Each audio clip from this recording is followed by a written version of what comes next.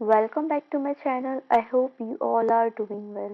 Previous video में मैंने आपसे आर्मी स्कूल के लिए जो अभी वैकेंसी ओपन हुई है उसका जो सिलेबस है पीजीटी, टीजीटी एंड पीआरटी का आपके साथ डिस्कस किया था। आज के वीडियो में मैं आपके साथ पीजीटी सब्जेक्ट कॉमर्स का प्रीवियस ईयर क्वेश्चन पेपर की सॉल्यूशन आपके साथ डिस्कस करूंगी। तो चलिए बिगिन करते हैं। कॉमर्स का सब्जेक्ट का जो क्वेश्चन पेपर ड्राफ्ट होगा वो 11th एंड 12th के सब्जेक्ट पोर्शन के बेस पे ड्राफ्ट होगा। मींस 11th 12th आपने अकाउंट्स, बिजनेस एंड इकोनॉमिक्स में जो भी स्टडी की है उससे रिलेटेड क्वेश्चंस पूछे जाएंगे और स्पेसिफिकली वो questions previous year question paper में पूछे गए हैं जो कि बोर्ड एग्जाम्स में आते हैं या नॉर्मली किसी चीज की डेफिनेशन होती है या तो कॉन्सेप्ट बिल्डिंग वाले जो क्वेश्चंस होते हैं वो पूछे गए थे। तो चलिए फर्स्ट क्वेश्चन से स्टार्ट करते हैं। फर्स्ट क्वेश्चन था the term current asset does not include. हमारे पास चार ऑप्शंस थे।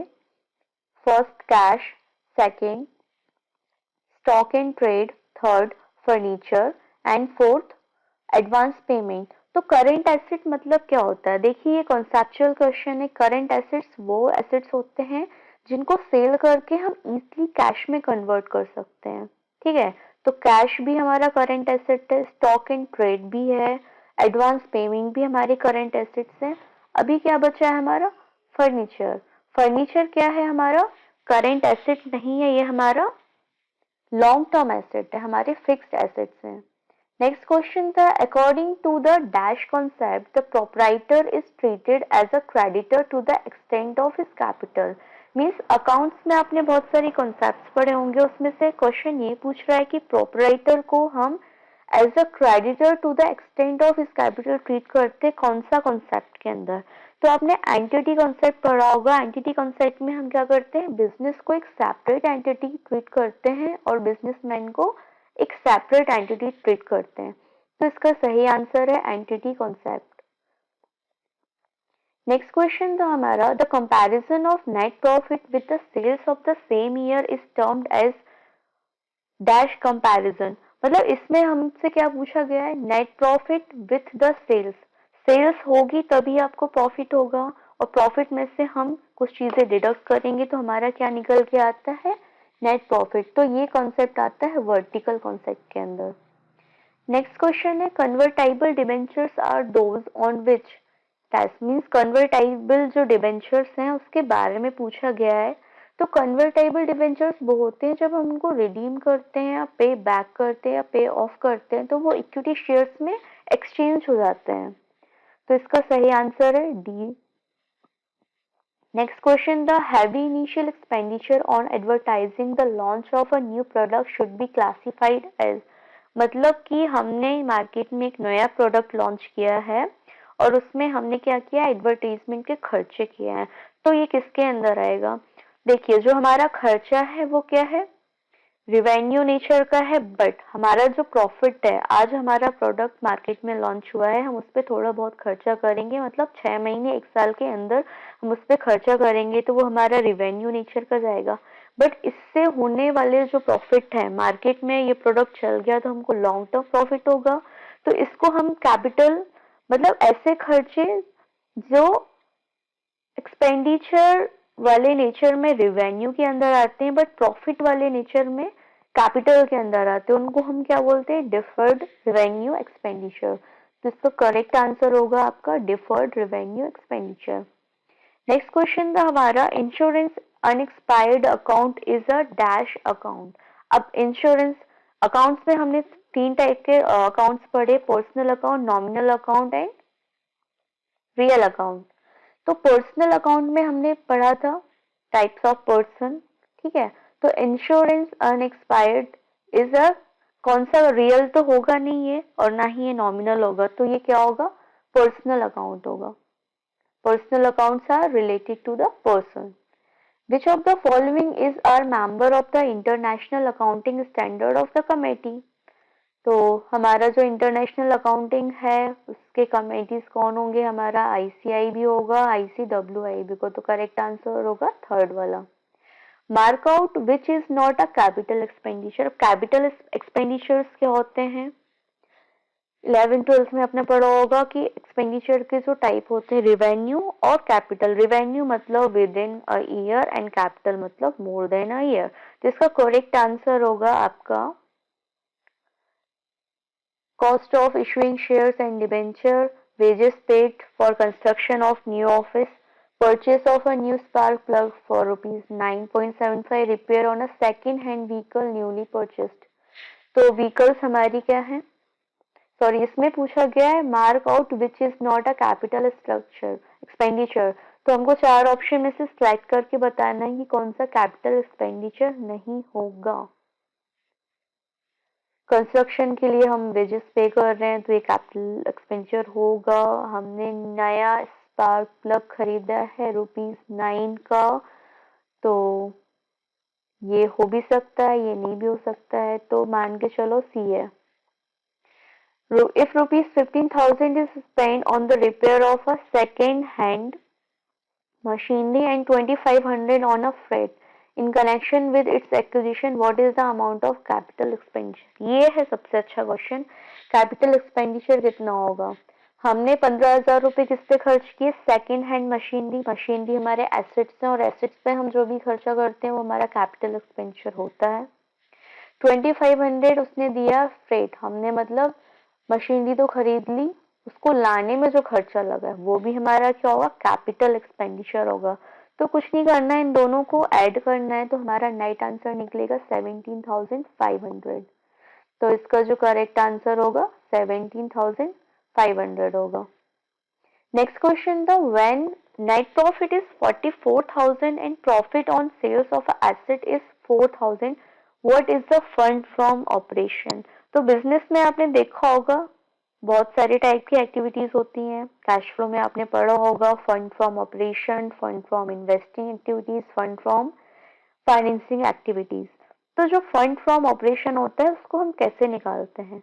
फंड फ्रॉम ऑपरेशन को निकालने का फॉर्मूला है नेट प्रॉफिट में से आपको नॉन ऑपरेटिंग इनकम को माइनस करना है। तो यहाँ पे हमारा नेट प्रॉफिट गिवन है 44,000 और हमारा नॉन ऑपरेटिंग इनकम मतलब sale on fix asset minus कर देंगे तो हमारा जो आंसर होगा 40,000 होगा।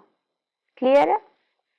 Next, when total source of funds are rupees 1,25,000 and total application of funds are rupees 1,50,000, the result would be। ये दिमाग लगाने वाला क्वेश्चन है कि हमारे पास फंड्स जो आ रहे हैं वो आ रहे हैं 1,25,000 के और हमारा जो एप्लीकेशन फंड है मतलब उसमें से हमने जो खर्चा किया है वो 1,50,000 मतलब 5,000 रुपए का एक्स्ट्रा खर्चा है। तो जो भी पेमेंट हम करते हैं वो वर्किंग कैपिटल आपने पढ़ा होगा। तो हमारी जो वर्किंग कैपिटल है वो डिक्रीज हो जाएगी कितने से? सॉरी 25,000।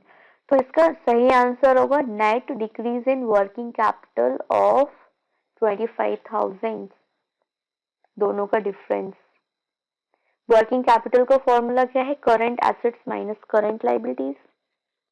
नेक्स्ट क्वेश्चन था dash consistency calls for financial statement for a number of years to be reviewed and analysed. Financial statement के बारे में क्वेश्चन पूछा गया है, तो हम क्या क्या पूछा है? Consistency calls for financial statement for a number of years. तो ये बेसिकली अपनी डेफिनेशन थी जिसका आंसर है हॉरिजॉन्टल कंसिस्टेंसी।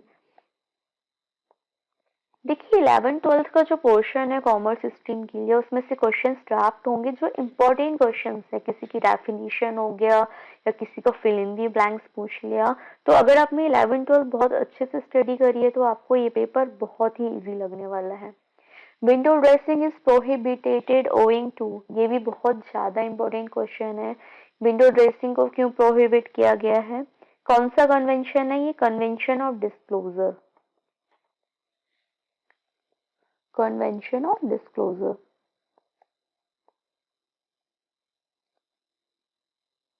इसका जो करेक्ट आंसर है कन्वेंशन ऑफ डिस्क्लोजर है। ठीक है, फर्स्ट वाला इसका आंसर है ए वाला। नेक्स्ट क्वेश्चन है हमारा 14। If stock worth rupees 10,000 that has not been insured is destroyed by fire. मतलब आपके पास एक स्टॉक था, उसमें से 10,000 रुपए के जो स्टॉक्स थे उसका आपके पास इंश्योरेंस नहीं था और अचानक आपकी फर्म में आग लग गई, तो आपके गुड्स क्या हो गए, लॉस्ट हो गए। तो ये क्या है, ट्रेडिंग अकाउंट में से क्या हो जाएगा, डेबिट हो जाएगा। और किस में जाएगा, प्रॉफिट एंड लॉस। अब बिजनेस का लॉस हुआ है तो P&L अकाउंट में जाएगा। लॉस कहाँ से हुआ है, ट्रेडिंग अकाउंट से हुआ है, तो इसकी करेक्ट एंट्री क्या होगी, profit and loss account is debited to trading account. मतलब फर्स्ट वाला ही इसका आंसर है। नेक्स्ट क्वेश्चन था, an entry of ₹840 being debited to Surabhi account 480। Means figure था ₹840 बट ये क्या लिख गया, 480 रुपीज लिख गया। तो हमने बहुत सारी एरर्स पढ़ी हुई थी, error of omission, commission, principal.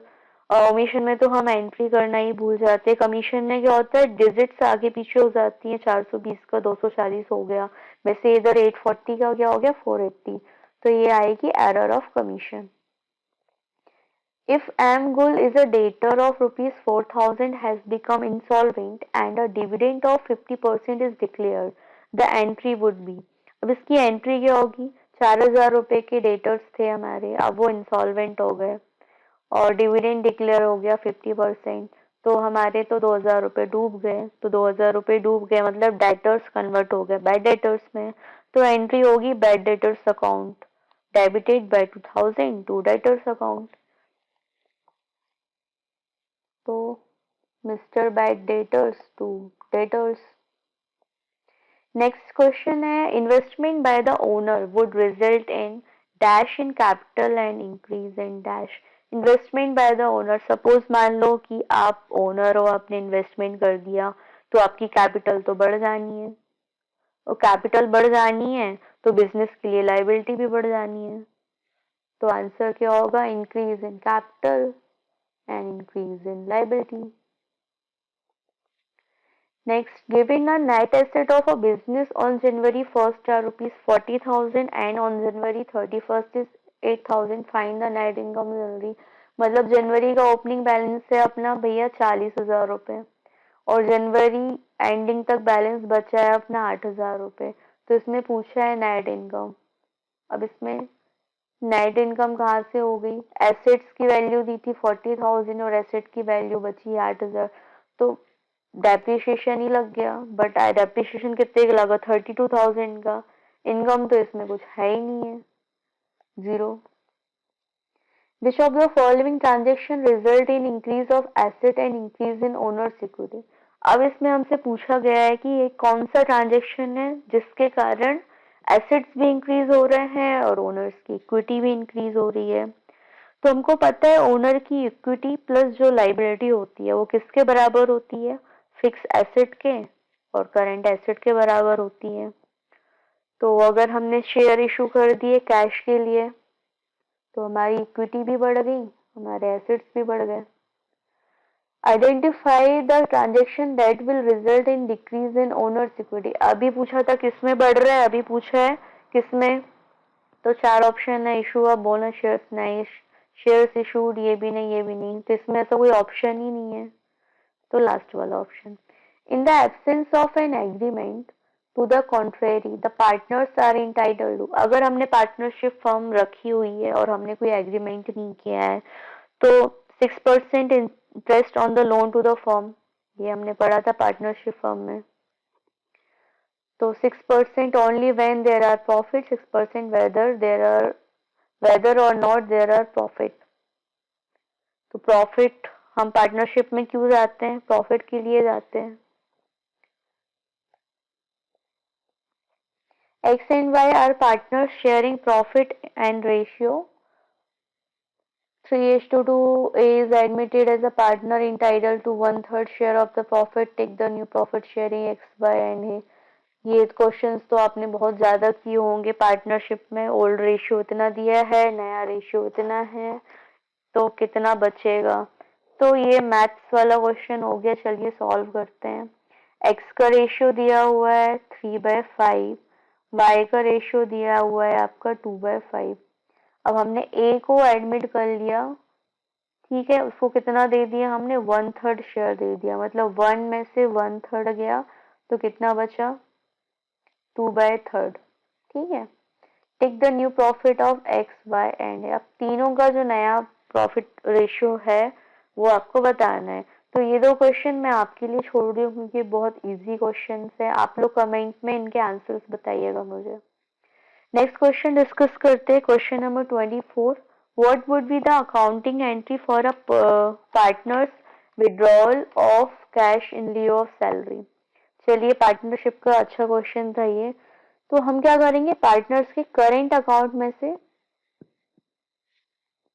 Debit कर देंगे। तो इसका सही आंसर होगा partners current account debited to cash account, option number D. Partnership आपको बहुत अच्छे से प्रिपेयर करना है क्योंकि बहुत सारे क्वेश्चन इससे पूछे गए हैं।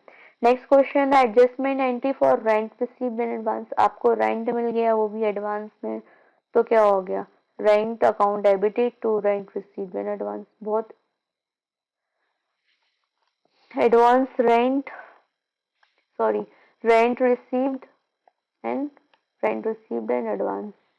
नेक्स्ट क्वेश्चन है the minimum amount called on application for issue of share is face value का कितना होना चाहिए। ये तो अपना रूल है, 5% होना चाहिए। नेक्स्ट क्वेश्चन है गिवन स्टॉक ऑफ। चलिए, 1 जनवरी मतलब ओपनिंग स्टॉक दिया है 2011 का 400 रुपए। Stock on the stationery closing दिया है 100 रुपए। पेमेंट हुई है 1200 रुपए। क्रेडिटर्स का इतना इतना इतना, तो हमको निकालना है ईयर एंड में कितना होगा। ठीक है, ओपनिंग स्टॉक है 400, उसमें से payment made during the year था 1200, उसको ऐड कर दो। क्रेडिटर्स का 150 रुपीज ऐड कर दो, उसमें से माइनस कर दो क्लोजिंग स्टॉक, तो आपकी वैल्यू निकल के आ जाएगी जो कि आएगी 1650। नेक्स्ट क्वेश्चन है what amount on account of subscription income will be parted to the income and expenditure account for the year of this. ये तो बिना सिर पैर का क्वेश्चन है, गॉड नोस क्या पूछना चाह रहा है। टू अराइव, नेक्स्ट क्वेश्चन था to arrive the subscription income for a year which of the following would you deduct from the amount of subscription received during the year. तो subscription received in advance for the following year, ये भी हमारा rule है। Subscription means corporate account का question नहीं है। फिर एक क्वेश्चन दिया है हमारा डेप्रिसिएशन वाला कि मशीनरी की कॉस्ट है 30,000, स्क्रैप वैल्यू इतनी है, लाइफ इतना, इंटरेस्ट इतना है, सिंकिंग फंड मेथड से हमको निकालना है। तो हमको पता है कॉस्ट ऑफ मशीनरी में से स्क्रैप वैल्यू को माइनस करेंगे तो बचेगा 20,000। अब 20,000 को हमको क्या करना है, 0.180975 से मल्टीप्लाई करना है, तो हमारा डेप्रिसिएशन की वैल्यू निकल आएगी। नेक्स्ट क्वेश्चन है when a company issues share at a premium the premium amount will be received by it along. ये भी हमारा रूल है कि कंपनी ने शेयर्स इशू किए, प्रीमियम पे इशू हुए हैं, तो वो एप्लीकेशन मनी के साथ भी आ सकती है, कॉल्स के साथ भी आ सकती है, अलॉटमेंट के साथ भी आ सकती है। तो all of the above. Next question था to what rate does the law limit the commissions payable on the issue of debenture. ये भी अपना रूल है 2.5%। इधर जो आंसर है इसका भी आंसर है अपना 2.5। Next when FIFO first in first out method जब हम यूज करते हैं तो क्लोजिंग इन्वेंट्री किस पे क्लोज होंगी जाके, फर्स्ट इन फर्स्ट आउट। तो रिसेंट जो कॉस्ट पेड हुई है उस पे जाके हमारी इन्वेंट्री क्लोज हो जाएंगी। नेक्स्ट क्वेश्चन था if the cost of goods sold is ₹1 lakh and the opening and closing stocks are ₹20,000 and 30,000 respectively, what will be the stock turnover ratio. अच्छा क्वेश्चन था, ये प्रैक्टिकल है। तो स्टॉक टर्नओवर रेशियो का formula क्या होता है, cost of goods sold divided by average inventory. अब एवरेज इन्वेंट्री कैसे निकालते हैं हम, opening stock plus closing stock divided by 2। तो हमारा ओपनिंग स्टॉक था 20,000, क्लोजिंग था 30,000, तो हमारा एवरेज स्टॉक निकला 25,000। अब स्टॉक टर्नओवर रेशियो के फॉर्मूले में हमको पुट करना है, तो cost of goods sold divided by average inventory. Cost of goods sold हमको ऑलरेडी गिवन है कितनी है, ₹1 lakh, और हमारा एवरेज स्टॉक कितना निकला है 25,000। तो जो रेशियो का आंसर निकलेगा वो निकलेगा 4 टाइम्स।